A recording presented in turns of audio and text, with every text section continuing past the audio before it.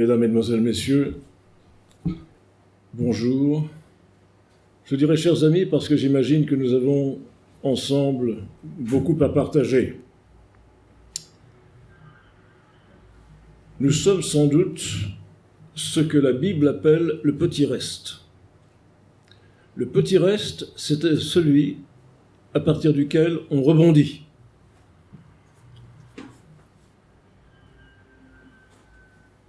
Il fait beau aujourd'hui, sur la plage, j'ai vu ça. Il y a un climat agréable de farniente. Seulement, voilà, c'est à tombeau ouvert que nous roulons sur l'autoroute de l'aliénation. Nous ne sommes pas encore dans un asile d'aliénés, mais les camisoles chimiques font leur travail. Nous sommes en France, où vivent les plus grands consommateurs de psychotropes. Les plus sagaces ou les moins atteints d'entre nous voient se construire cet asile, cette prison de la pensée et de la liberté de parole, surveillée par les gardes rouges du politiquement correct. On les voit, on les entend quotidiennement, ces lobotomisés, errer comme des zombies, annonnant à la télévision, à la radio, différentes antiennes du politiquement, socialement et même religieusement correct, sous la direction des algorithmes, du renversement à 190 degrés de toutes les valeurs et de l'incertitude philosophique et morale sur la différence du bien et du mal. Les animaux malades de la peste sont d'actualité. Tous ne mouraient pas, dit le fabuliste, mais tous étaient frappés. Aujourd'hui, cette peste a pour nom le transhumanisme, dont les effets frappent en effet tous les secteurs de la vie. J'avais prévu une conférence assez longue, que j'ai été amené à écourter pour les raisons que l'on vous a dites, donc je ne vais pas parler de mon livre, naturellement, mais je vais évoquer le transhumanisme, l'eugénisme, le réductionnisme, à la lumière de ce qui vient de se passer en France, puisque je cherche à coller à l'actualité, c'est-à-dire les états généraux de la bioéthique. Après avoir goûté musicalement le fracassant crépuscule des dieux, nous allons peut-être vivre le crépuscule des humains et laisser place aux transhumains, dont certains spécimens sont déjà là, puis ensuite aux post-humains en gestation, et enfin aux cyborgs en embuscade qui se préparent à en finir une fois pour toutes avec l'homme. Car tel est bien le but du nouvel ordre mondial, gérer le zombie consommateur à l'aide du transhumanisme comme nouvelle religion et morale, prenant pour idole l'intelligence artificielle proposée à des populations progressivement hors sol et lobotomisées. Cette future religion, qu'on appelle le transdéisme, est a été baptisée comme ça par un certain Anthony Lewandowski. Alors certains disent de moi, j'ai lu ça dans certaines recensions, que je suis apocalyptique. Eh bien, ils ont raison si l'on s'en tient à la signification exacte du terme. L'Apocalypse est une révélation, est un soulèvement du voile, un découvrement de la réalité. À l'inverse, je ne suis pas fondamentalement pessimiste, car en tant que chrétien, je sais, comme nous le dit l'Écriture, que les portes de l'enfer ne prévaudront pas. Mais cela n'empêchera pas les souffrances à venir, qui sont programmées. Nous faisons face à une subversion totale par l'inversion des valeurs ou l'épuisement de leur sens. Les valeurs anciennes étaient des absolus, le beau, le bon, le vrai, le naturel. Les nouvelles ne sont que des moyens pour aboutir justement à leur effacement et à leur remplacement. Du prototype de l'homme de la civilisation grecque, le kalos kagatos, on est passé à l'homme de bien, l'honnête homme de la culture française, qui aujourd'hui est réduit à l'individu statistique, soi-disant autonome. La morale est mise en question. Je parle maintenant d'actualité. Tout récemment, dans la foulée de cette farce tragicomique des États généraux de la bioéthique, je dis tragicomique parce qu'elle est tragique pour ses futures conclusions, elle est comique par l'imposture.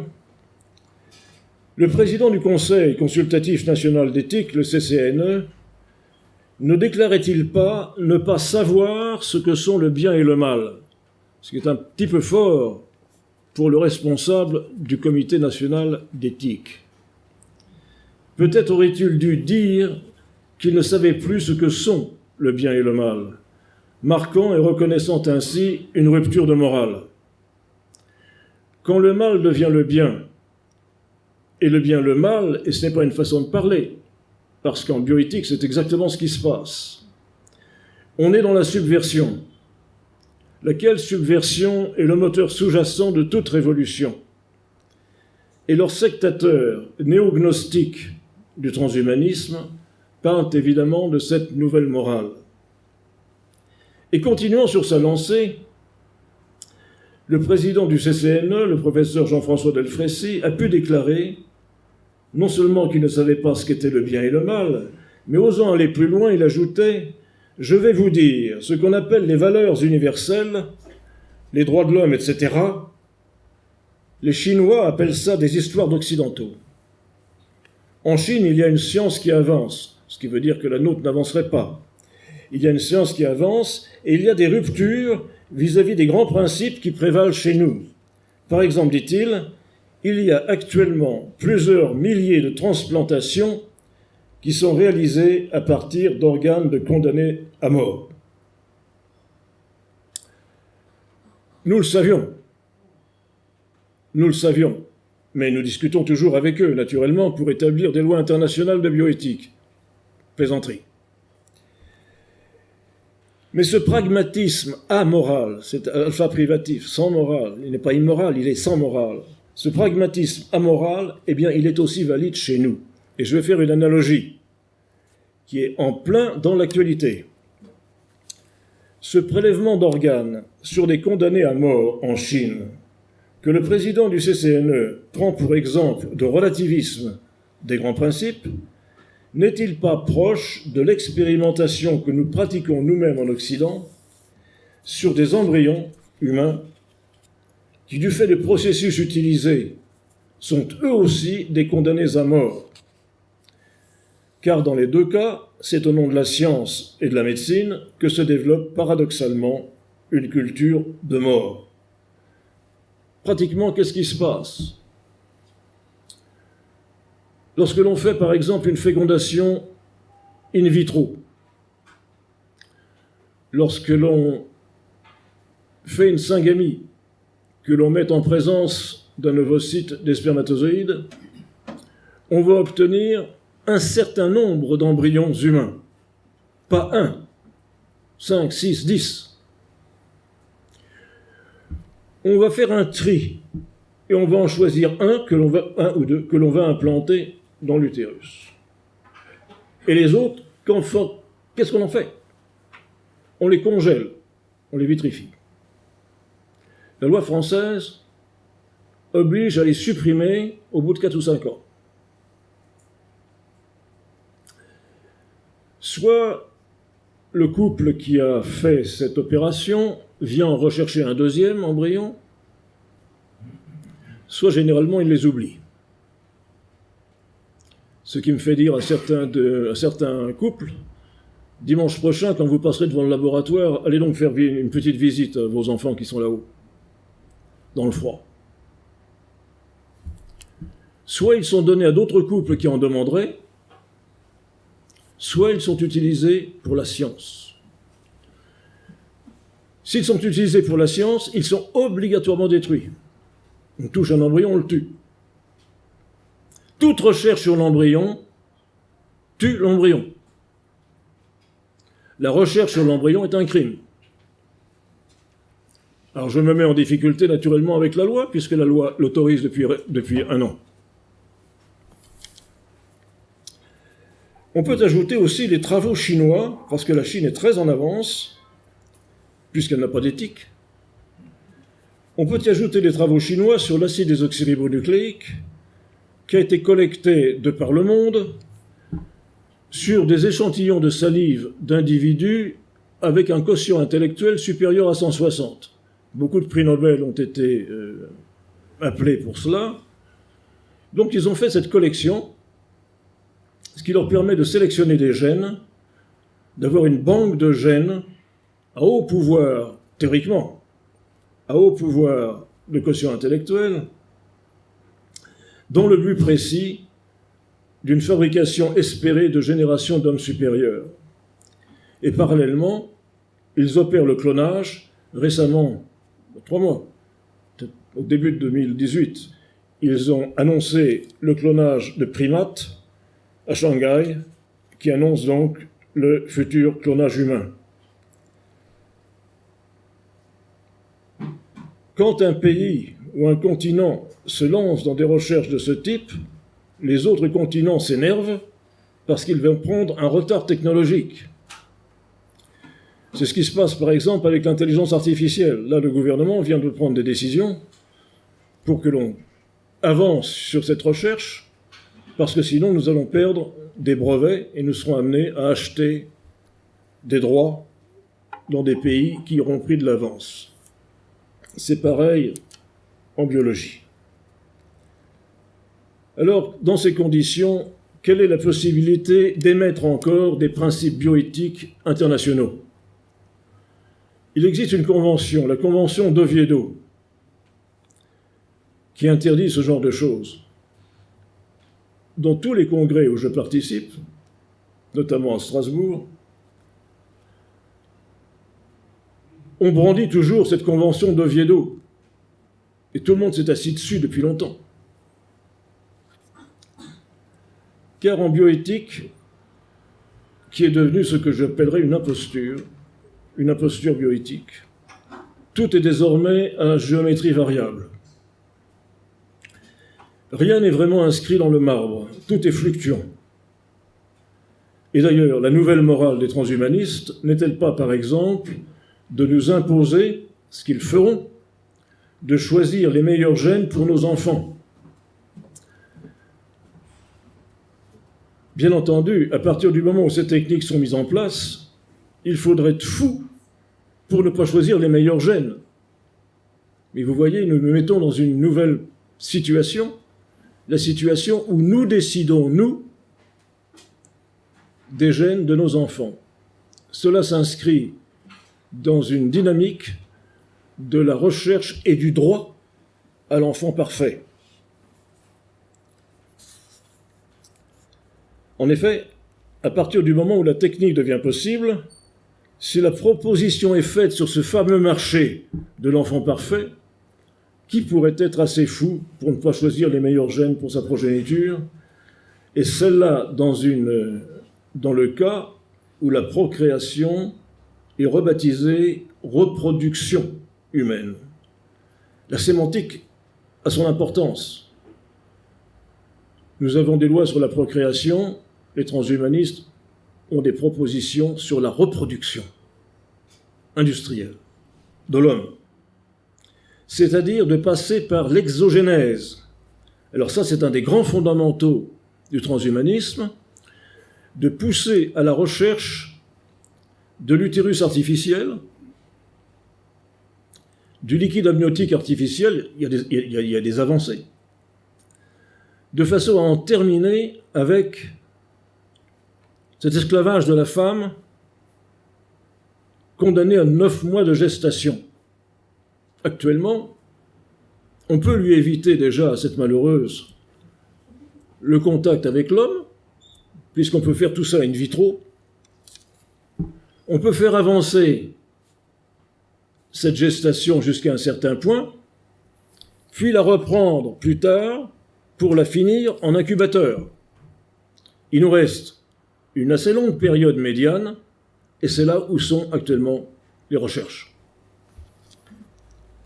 Donc, retenons que l'exogénèse, qui consiste à faire éclater la maternité, Alors certaines féministes sont dans une situation impossible, parce que les unes sont satisfaites d'échapper à cette période difficile, et d'autres sont furieuses parce que c'est encore un coup des hommes qui veulent nous retirer ce qui est notre apanage. De toute façon, le Comité national d'éthique que nous avons en France a lui aussi une morale élastique.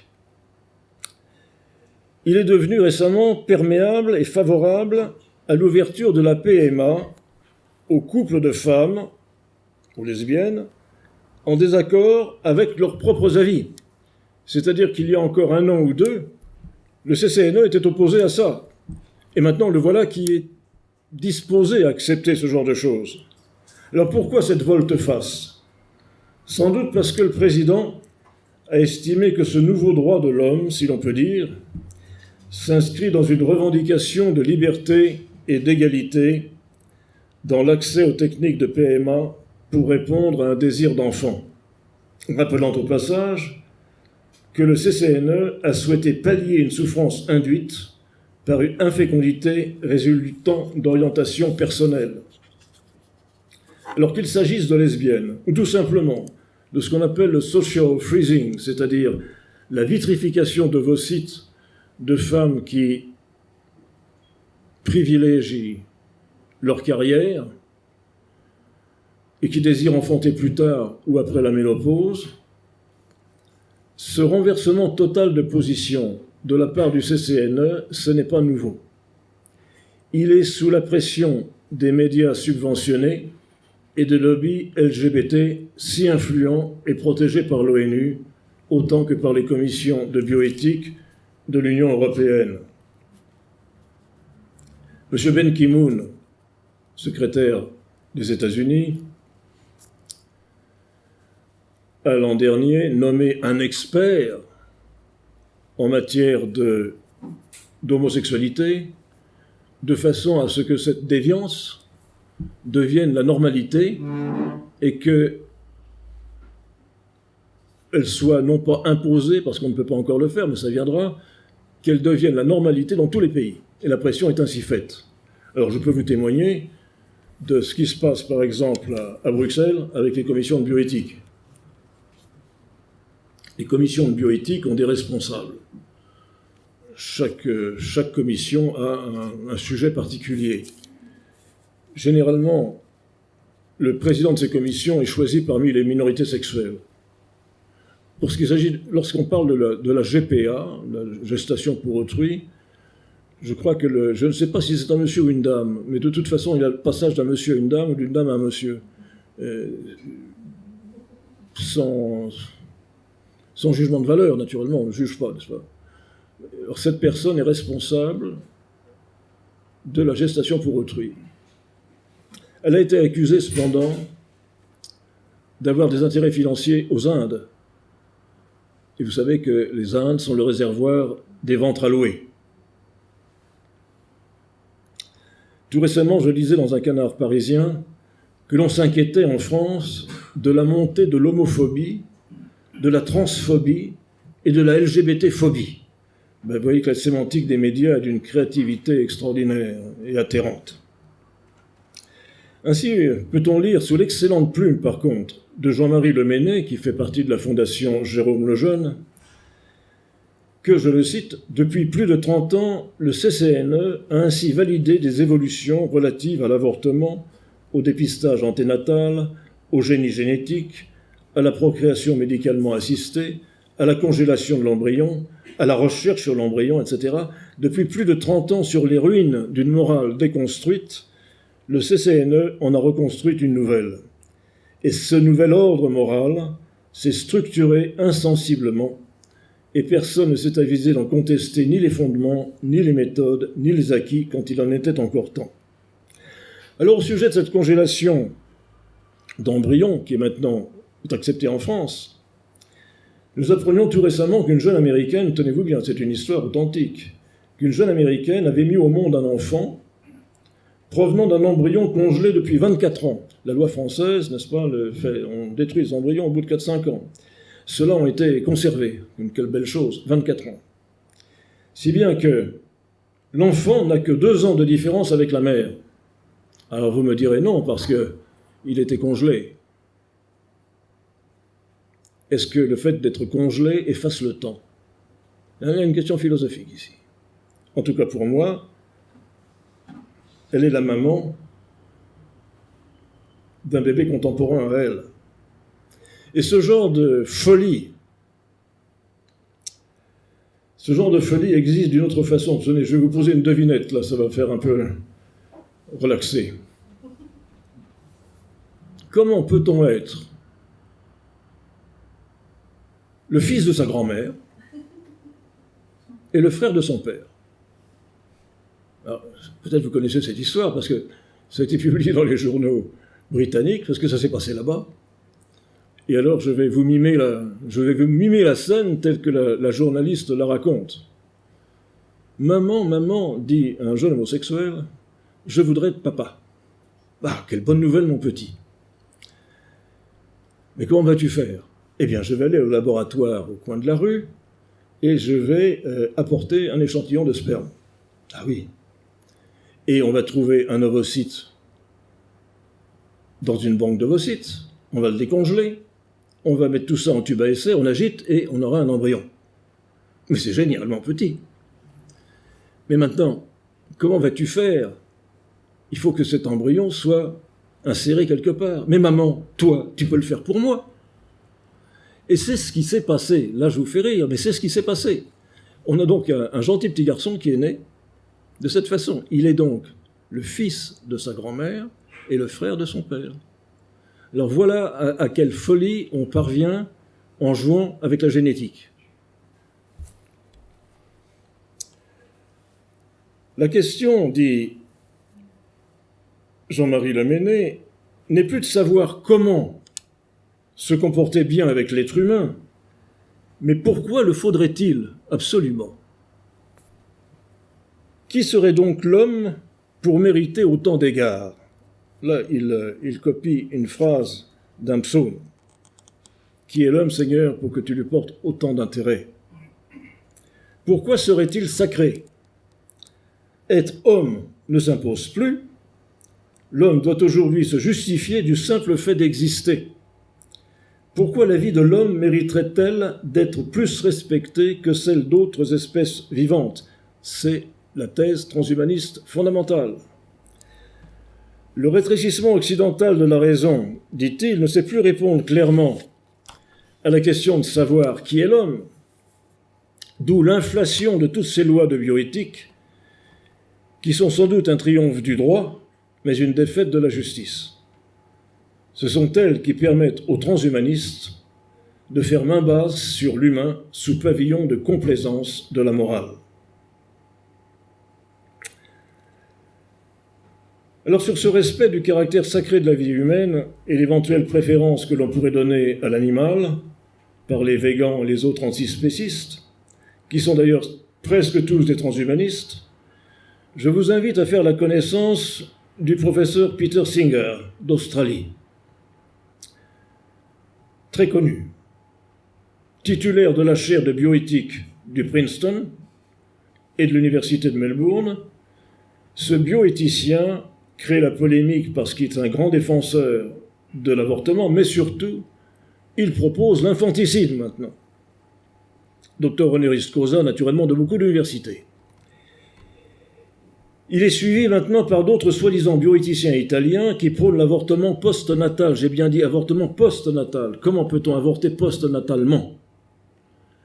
Eh bien, ça s'appelle le post-birth abortion. Ça veut dire, si il avait été dans l'esprit de cette dame d'avorter pendant sa grossesse et qu'elle n'ait pas pu le faire ou qu'elle n'ait pas voulu le faire, s'il lui venait l'idée de se séparer de l'enfant né, eh bien, ça peut être considéré comme un abortion, comme un avortement, donc un infanticide.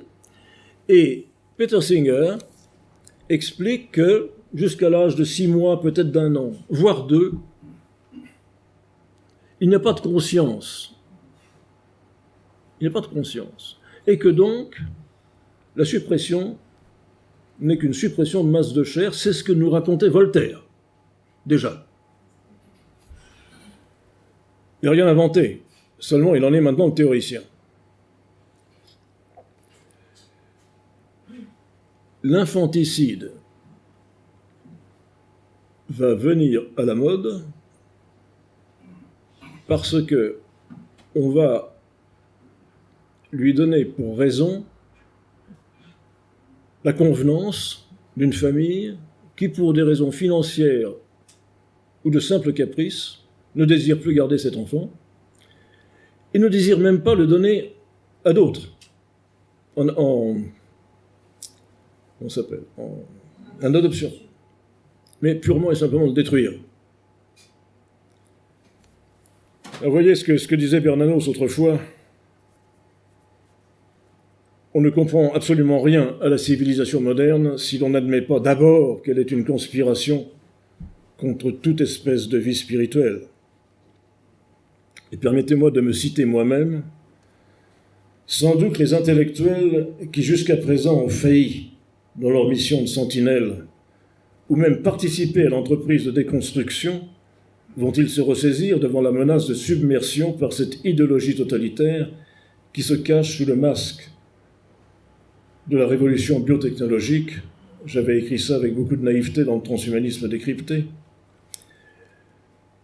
Mais tout de même, on sent actuellement en Europe des signes avant-coureurs d'une rébellion contre le système. Moi, ici, j'appelle à l'insurrection morale. Mais on sent très bien que les choses commencent à bouger. Reste à voir si ce mouvement ne sera pas étouffé par le python compresseur de tous ceux qui sont vendus au système. Alors revenons au titre maintenant de notre conférence et définissons ce que l'on entend par aliénation. Le terme d'aliénation est polysémique et l'on peut l'entendre sous plusieurs aspects, notamment juridiques et philosophiques. Qu'est-ce que l'aliénation? Généralement, c'est une cession d'un bien ou d'un droit à autrui, par une transmission volontaire et légale. Un degré de plus, il s'agit de l'asservissement ou de la frustration d'un individu à la suite de contraintes, ou alors il peut s'agir d'un groupe d'individus, voire de pays asservis par la force et mettant en danger le libre arbitre de chacun. Enfin, en troisième degré, on parlera de l'aliénation en cas de folie ou de troubles mentaux qui peuvent tout aussi bien être causés par la dépossession de ce qui constitue l'être essentiel, la raison d'être et de vivre.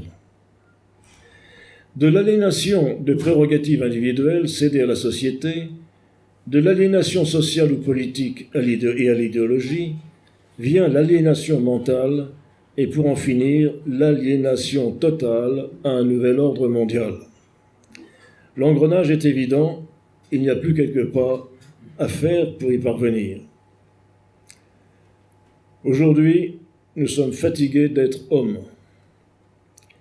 Nous sommes fatigués d'être libres de décider de nos vies et nous nous en remettons à d'autres qui vont décider pour nous et qui en fait auront un droit de vie et de mort sur l'humanité. C'est sur des critères eugénistes que l'on décidera qui peut vivre.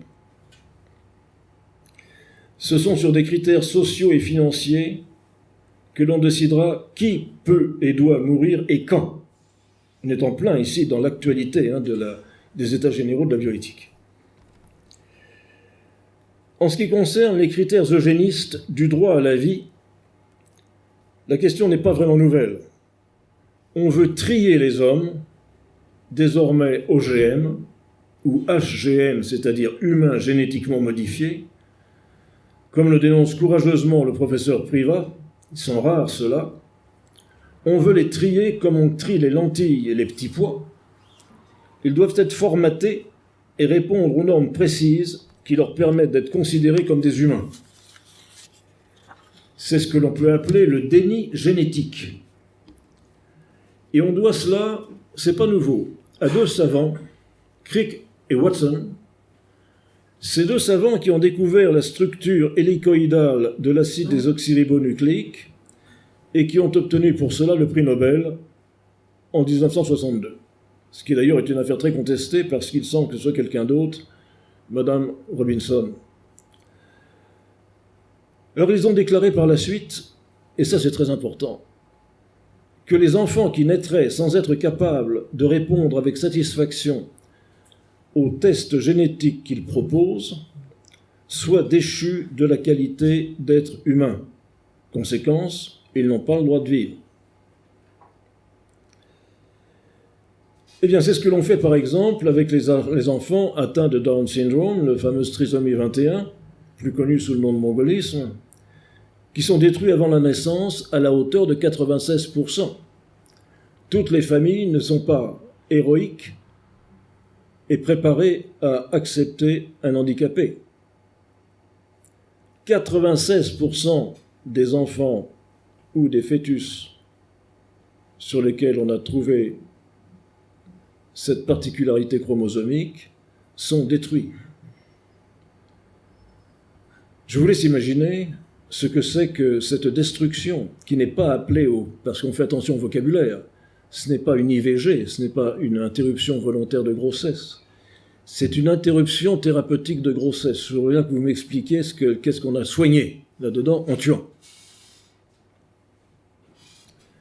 C'est aussi ce que fait l'Angleterre avec ce fameux gène du cancer du sein au nom du principe de précaution. Et je vais vous en dire un mot. C'est aussi ce qu'a fait Israël avec la terrible maladie de Tay-Sachs. C'est d'ailleurs le plus étonnant exemple d'eugénisme d'État, comme le concède même le docteur Laurent Alexandre, pourtant transhumaniste.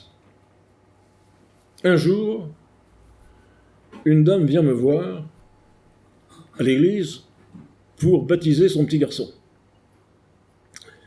Charmant petit garçon. Et je me sens obligé de lui faire un compliment en lui disant comme il est beau. Voilà certainement un bel exemple d'un enfant nourri au sein. Non, mais pas du tout, père, pas du tout, je n'ai pas de sein. Je me suis fait opérer, on m'a retiré les seins. Parce que j'ai, malheureusement, le gène qui a tué ma sœur, et donc j'ai pris des précautions. Et voyez-vous, me dit-elle, heureusement que je ne suis pas né en Angleterre, parce que je ne serais pas là pour vous raconter l'histoire. Parce que ce gène n'est pas la certitude que la femme, que le fœtus porteur de ce germe, lorsque la dame sera grande, fera un cancer du sein. Il y a simplement la suspicion qu'elle puisse en faire un. Et me disait-elle avec beaucoup de sagesse, comme je suis prévenu, ce qui est une bonne chose, je suis très surveillé. Et si je devais faire un cancer du sein, avec les progrès de la médecine actuelle, probablement je pourrais me traiter. En Israël, ils ont fait beaucoup plus fort que ça. Il y a une maladie terrible, il faut le reconnaître, la maladie de Tay-Sachs. Alors, ils ont interdit tout simplement le mariage entre les populations druzes et autres, où il y a une majorité de porteurs de ce gène. Ensuite, ils ont pratiqué des avortements systématiques sur ces personnes, à tel point qu'aujourd'hui, on peut dire que la maladie a été éradiquée. Mais à quel prix ? Voilà la question qui se pose. Ça, c'est des vraies questions de bioéthique qui ne sont jamais discutées parce que c'est l'État d'Israël. Alors, sur ce principe de précaution, je vous ai raconté cette histoire vécue. C'est le gène BRCA1 du breast cancer, du cancer du sein. Le tri des humains,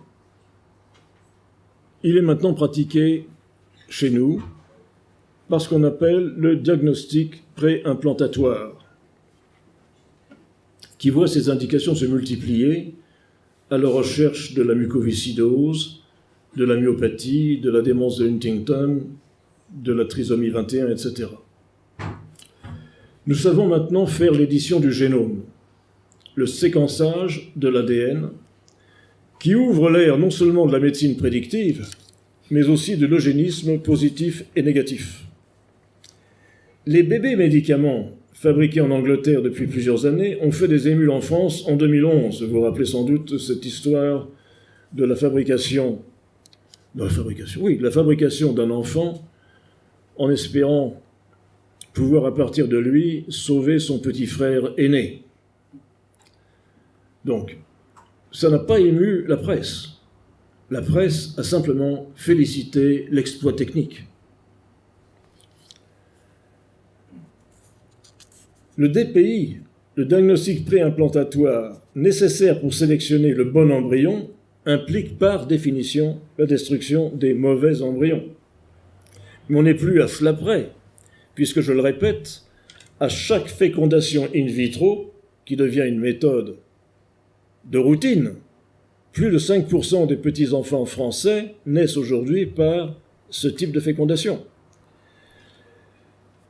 Eh bien, génère des embryons surnuméraires qui sont donc des condamnés à terme.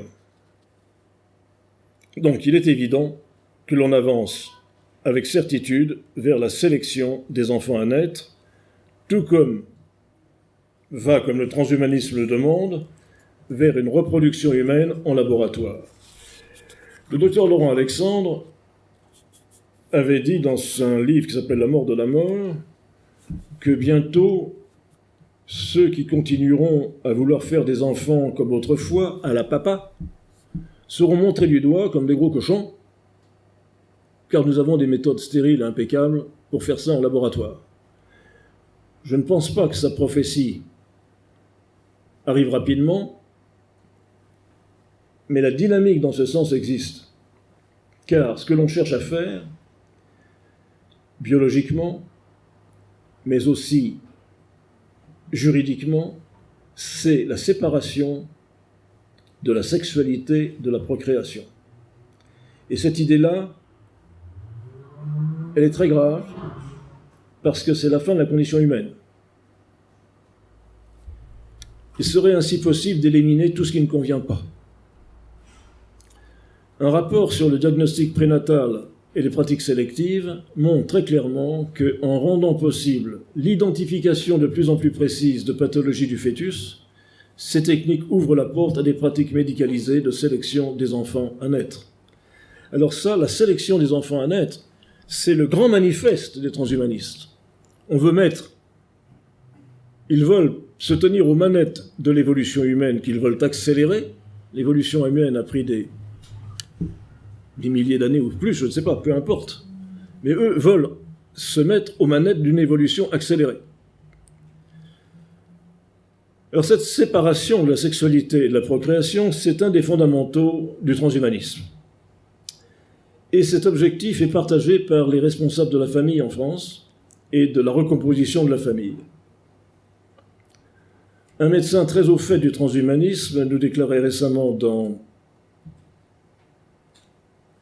Libération, je crois, enfin peu importe, que demain la déconnexion entre plaisir, sexe, amour et reproduction sera totale, tout deviendra modulable, choisi et industrialisé.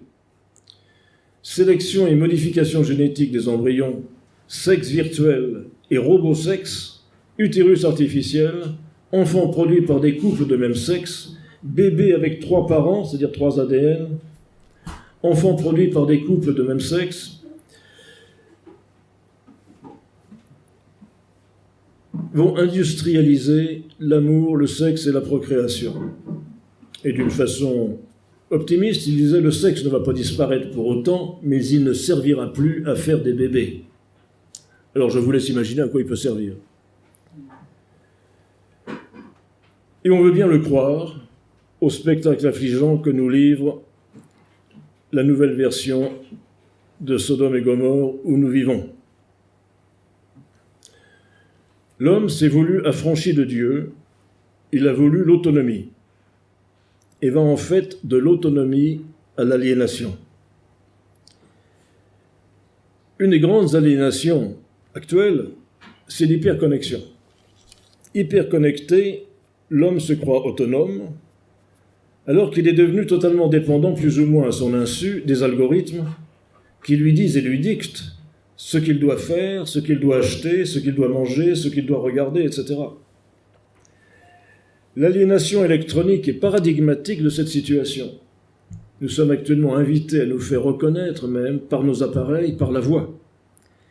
et à lui donner nos instructions et à recevoir les siennes de façon vocale. C'est le temps de la robotisation domestique, de son utilisation urbaine. Parler avec la machine, échanger avec elle sur une base naturellement d'une réduction de la pensée et du langage. Car le transhumanisme qui nous promet une augmentation, une amélioration de toutes nos capacités physiques, physiologiques et mentales va vers au contraire une réduction.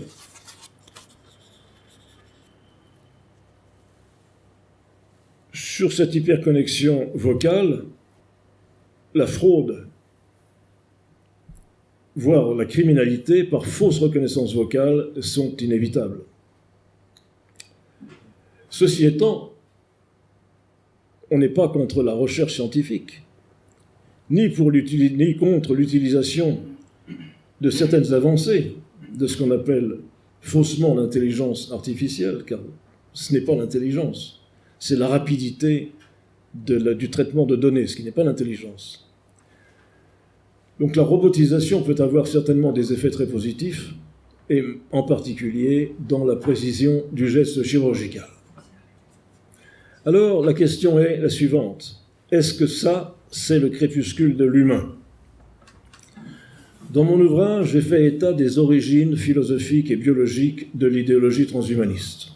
Dans ce transhumanisme décrypté, j'ai brossé un aperçu assez large de l'idéologie transhumaniste, de ses racines, des menaces qu'il fait peser sur l'humanité. L'idée de perfectionnement qui est à la base du transhumanisme y est présentée comme une héritière de la philosophie des Lumières et de l'utilitarisme anglo-saxon. De même, les origines scientifiques du mouvement s'avèrent étroitement dépendantes de la biologie, elle aussi anglo-saxonne. Par ailleurs, nous avons évoqué l'aspect utopique et de fiction des grandes dystopies cultes représentées par les ouvrages de Francis Bacon dans New Atlantis, d'Aldous Huxley, Meilleur des mondes, de George Orwell, 1984, dont nombre de leurs prophéties trouvent aujourd'hui les prémices de réalisation et où se déroulent déjà sous nos yeux en termes de génétique et de procréation plus ou moins artificielle. Des manifestes transhumanistes, souvent outranciers dans leurs fantasmes, ont tout de même fédéré des mouvements qui, se basant sur des progrès biotechnologiques, ont réussi à générer d'amples projets et programmes de recherche pris en compte par les autorités gouvernementales des deux côtés de l'Atlantique et du bassin Pacifique et à lever d'immenses capitaux. De nos jours, les idéologues et les scientifiques mettent ces fictions en perspective et s'appliquent à des programmes visant la lutte contre le vieillissement, contre la maladie et contre la mort. Certains poursuivant même le but d'une immortalité cybernétique qui ne serait d'ailleurs que celle de cyborg, mais pas celle d'humain. D'autres encore pensent à prendre en main l'évolution de l'homme et à lui imposer leur tempo dans une révolte fondamentale contre la condition humaine. Dans cette révolte fondamentale contre la condition humaine, je vais faire une parenthèse sur ce que disait saint Grégoire de Nice dans son bel ouvrage « La création de l'homme ». Lors d'un passage, il s'irrite contre la condition humaine en trouvant inacceptable le vieillissement, la mort, mais aussi notre physiologie, la gestation, la procréation, l'allaitement, enfin tout ce qui fait la condition humaine. Et je me suis dit, voilà, ça c'est une pensée transhumaniste, la rébellion contre la condition humaine. Seulement voilà, 3 paragraphes plus tard, il reprend ces observations et les magnifie dans ce que j'appellerais la seconde chance de l'homme. Car c'est justement par cette condition humaine que nous sommes capables de nous magnifier et de nous spiritualiser. D'autres encore veulent transférer la conscience sur des serveurs, puis la placer dans des avatars ou des robots, et passer ainsi du transhumanisme au post-humanisme dans un monde de cyborgs où il n'y aura plus d'humains. L'intelligence artificielle l'a très mal nommée, partout déjà présente dans notre vie quotidienne sous la forme d'objets utilitaires, connectés, et que l'on appelle aussi faussement objets intelligents, s'idolâtre et menace l'intelligence naturelle. Elle est mal nommée si l'on veut réduire l'intelligence à la seule capacité de mobiliser des connaissances et à les associer, ce que font les moteurs de recherche et autres services électroniques puissants, sans prendre en compte ni la réflexion, ni la capacité conceptuelle, ni l'émotivité, ni le sens artistique. Dans d'autres domaines, la procréation humaine, désormais appelée reproduction, comme je l'ai dit à plusieurs reprises, subit une véritable mutation. Mutation biotechnique, mutation génétique, mais aussi morale, par la volonté idéologique et transhumaniste, souvent révolutionnaire et subversive, de séparer cette sexualité de la procréation par l'ensemble des processus de procréation médicalement assistés. De plus, le séquençage généralisé de l'ADN, qui va devenir un examen de routine pour les nouveau-nés, promeut l'enquête sur l'intimité biologique de tous, dit Jacques Tétart, un des deux pères du premier bébé éprouvette. C'est-à-dire, et c'est intéressant de voir que parmi les scientifiques qui sont au démarrage de ces opérations, il y a des repentis. C'est le cas évident de Jacques Tétart.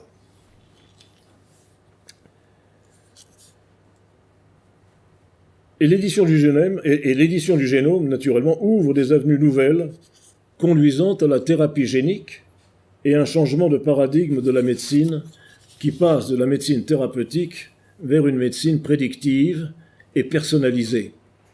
Enfin, l'eugénisme domine l'ensemble de ce tableau, conduisant notre monde vivant déjà dans le numérique vers une pseudo-civilisation de vie et de mort programmée. De toutes ces convergences, de très nombreuses retombées positives sont cependant attendues, en particulier dans le domaine de la santé et du confort domestique, mais on ne parle jamais de la convergence des risques, qui sont sans doute de nature inédite. Elle n'est pas prise en considération. Bien au contraire, le principe de précaution dont la France, avec succès, a usé, n'a plus d'actualité, sauf pour supprimer des embryons par précaution. La finalité eschatologique de l'homme et son perfectionnement spirituel sont gommés de ce programme matérialiste et létal pour l'homme naturel. Car en fait, quel était le primum movens de cette idéologie? L'observation que l'homme est perfectible. Mais nous le savons. La Bible nous le dit. Adam n'était pas parfait. Il était perfectible. S'il avait été parfait, il n'aurait pas fauté. Il avait donc la possibilité d'évoluer, c'est-à-dire de se perfectionner, et se perfectionner vers la perfection. Donc, constatant que l'homme est perfectible, eux, au lieu de chercher la perfectibilité spirituelle, cherchent une perfectibilité physique et biotechnique. Donc, l'homme est en danger par le déni de l'humain, et ceci commence par le déni génétique. Se pose alors la question: comment peut-on encore penser l'humain au temps du transhumanisme? Une question, c'est le titre d'un livre de mon confrère, le père Thierry Magnin, qui est le doyen de l'Institut catholique de Lyon, qui a écrit un très bon livre sur cette question, de ce transhumanisme qui est considéré par le philosophe Jean-Michel Beignet comme une machine de guerre contre la vie. Or, la fiction est aujourd'hui dépassée par la réalité, car bien des thèmes transhumanistes qui ont été claironnés dans les manifestes historiques d'alors sont aujourd'hui des sujets de recherche plus ou moins discrètement forgés dans les laboratoires, et pour certains en cours ou déjà en partie réalisés. L'heure n'est donc plus à rechercher les origines de cette idéologie pour mieux la comprendre, mais à faire purement et simplement le constat précis de la situation actuelle, des défis qui sont lancés et des menaces qui pèsent sur la société humaine et sur l'espèce elle-même. Ce n'est plus une sonnette d'alarme qu'il faut tirer, une simple mise en garde, c'est trop tard. L'horizon 2050 que l'on nous prédit est effroyable. C'est, d'après les transhumanistes, le moment de la singularité. Singularity, c'est un terme anglais utilisé par un des papes du transhumanisme, Raymond Ray Kurzweil, qui travaille dans la Silicon Valley, dans cette université, à essayer de comprendre le cerveau de façon à le copier. Et une fois qu'on saura le copier, dit-il, on pourra le transférer. Et de ce transfert, on pourra le transférer sur un serveur, et de ce serveur sur un avatar, sur un robot. Je vais venir dans quelques instants sur la signification profonde de cette démarche. Donc le moment de la singularité, c'est celui où l'intelligence artificielle dépassera de loin l'intelligence humaine. Laurent Alexandre parle de millions de fois, etc. Peu importe. Ce sera le moment où l'intelligence humaine sera dépassée par l'intelligence artificielle. Je me heurte sur cette question parce que ce n'est pas... L'intelligence artificielle ne va jamais vaincre l'intelligence humaine. C'est à l'intelligence humaine de gérer le matériel électronique capable de traiter de façon fulgurante des données, de les analyser et de nous les rendre à froid. Le risque, c'est qu'elles prennent toutes seules des décisions. J'avais lu des rapports de l'armée américaine, il y a un an, des gens très responsables de l'état-major s'inquiétaient de ce que les systèmes d'alerte puissent démarrer tout seuls. C'est-à-dire que la programmation des systèmes a été faite en sorte que la machine peut analyser plus vite que l'homme le risque et de faire pousser sur le bouton.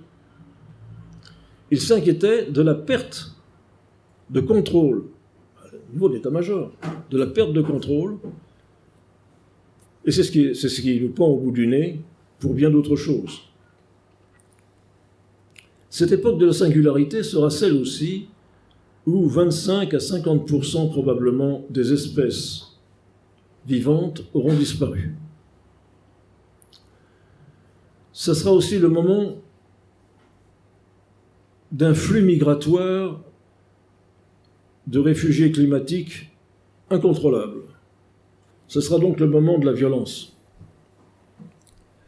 Conséquence directe d'une survie de l'humanité dans les conditions de l'Anthropocène. L'Anthropocène qu'elle a généré elle-même. Ce qu'on appelle l'Anthropocène, c'est la situation actuelle où la mer monte, où les terres cultivables diminuent, où, etc., où la couche d'ozone, enfin, vous connaissez toutes ces histoires, mais ça nous crée un environnement dont nous sommes responsables, parce que jamais l'écologie générale,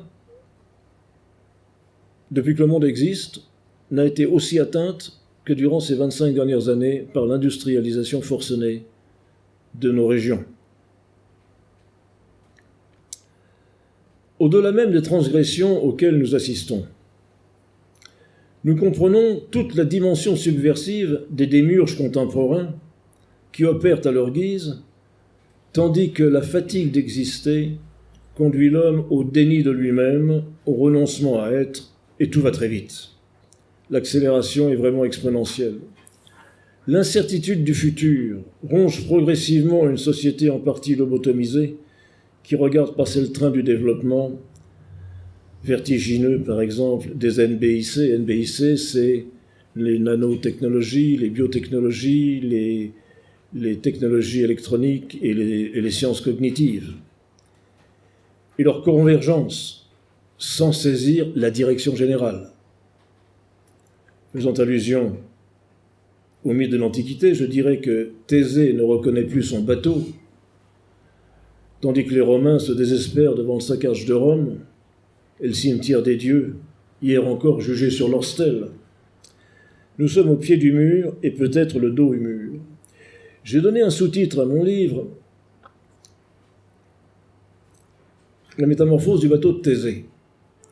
À Athènes, Thésée avait laissé son navire, et tous les jours, les Athéniens venaient apporter des pièces nouvelles pour remplacer les anciennes, si bien qu'au fur et à mesure, le bateau, qui était toujours officiellement celui de Thésée, n'était plus reconnaissable, et Thésée ne pouvait plus reconnaître son bateau.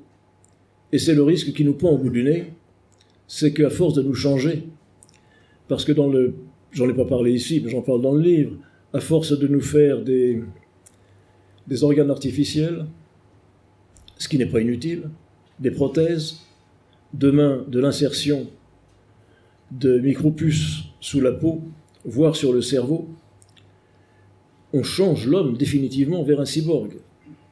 Et ça ne sera plus un humain, c'est ça le crépuscule de l'humain. Donc nous sommes au pied du mur et peut-être même le dos au mur. La bataille qui va se livrer, c'est d'essayer de tenter de rester des humains, c'est-à-dire avec un corps biologique et naturel, avec une mémoire, avec une culture, dans un univers préservé, et ne pas tomber esclave d'un monde virtuel. Si bien que ce fameux Laurent Alexandre n'a peut-être pas tout à fait tort de dire que lors de l'avènement d'un monde dominé par l'intelligence artificielle, qui tendra, dit-il, à fusionner les êtres vivants et l'intelligence, il conviendra, ajoute-t-il, de défendre la survie du corps physique, faisant le choix délibéré de conserver une attache matérielle pour éviter de se dissoudre dans un monde virtuel. Il commence à prendre peur. C'est évidemment juste, mais c'est très insuffisant comme proposition de survie. Car contre le transhumanisme, il faut défendre l'intégrité du corps physique, et ceci pour deux raisons. D'abord, en tant que substrat de l'homme psychique, qui est fait d'un corps et d'une âme. Ensuite, parce que l'homme psychique a vocation à se spiritualiser et à devenir un homme spirituel. Je parle ici comme un défenseur du paradigme anthropologique tripartite qui considère que l'homme est fait d'un corps, d'une âme et d'un esprit, selon l'enseignement de saint Paul et de saint Irénée et de bien d'autres. Mais aujourd'hui, certains veulent remplacer l'âme par le gène. L'âme est morte, disent-ils. Vive le gène. Il existe à cet égard une formule révolutionnaire d'un Californien, Eric Gulichen, qui vit à Sausalito sur sa petite maison sur Piloti, à côté du Golden Gate. Écoutez cette phrase. L'ADN constitue l'âme moléculaire. Le cerveau représente l'âme neurologique. Le stockage d'électrons crée l'âme siliconique. Les nanotechnologies rendent possible l'âme atomique. C'est une provocation. Elle n'est pas sotte. L'ADN constitue l'âme moléculaire. Le cerveau représente l'âme neurologique. Le stockage d'électrons crée l'âme siliconique. Les nanotechnologies rendent possible l'âme atomique. Vous savez que les nanotechnologies sont à un niveau extrêmement bas en matière de mesure.